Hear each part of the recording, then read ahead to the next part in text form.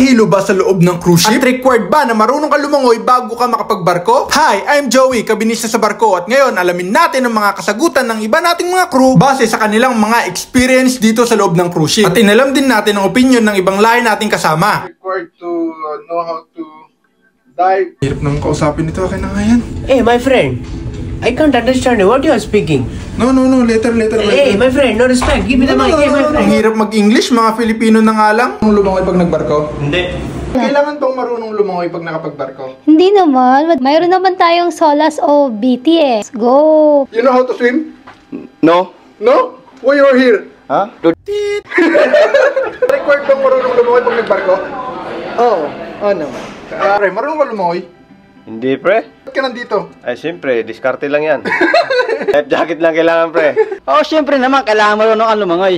Marunong ka lumangoy, pre? Marunong. Kailangan mo marunong lumangoy. Hindi, dapat marunong ka lumutang. Dapat. Paano kung mamunod yung barko?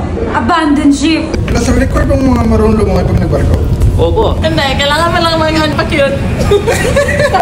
Nakakahilo ba sa loob ng cruise ship? Ito mong nagbarko. Hindi naman siya nakakahilo, parang sumasakay lang ng bus. Kaso, pag mapangit ang panahon, masamang panahon, nakakahilo talaga ako. Oo, normal. First contract, siyempre, nahilo. Pero ngayon wala na. Ngayon, wala na. Sanay na. Pang ano ko na to, pang-anim na kontrata. Depende sa tao. Ako hindi. Sobra. Ako nga 5 years na nahihilo pa din. Po, normal yan pag first na barko. Pero pag- Matagal na ako na-adjust na. Loko unang sampa ko, nako. Halos isang linggo akong masuka-suka. Nararamdaman ko antok tsaka pagod talaga eh. Tapos yung duty, tulog agad. Thank you, Lalo thank you. pakialam. Kaya nag-search tayo. Most of the cruise line hindi naman talaga required kailangan marunong ka lumangoy. Pero highly recommend na dapat kahit papaano ay marunong ka lumangoy for safety reason. Kaya kung mayroon pa kayong ibang mga katanungan about sa pagbabarko, follow nyo lang ako at mag-comment kayo at susubukan natin sagutin yan sa next video natin. At sa muli, ako nga pala si Joey, ang kabinista sa barko. At sa muli natin pagkikita, paalam!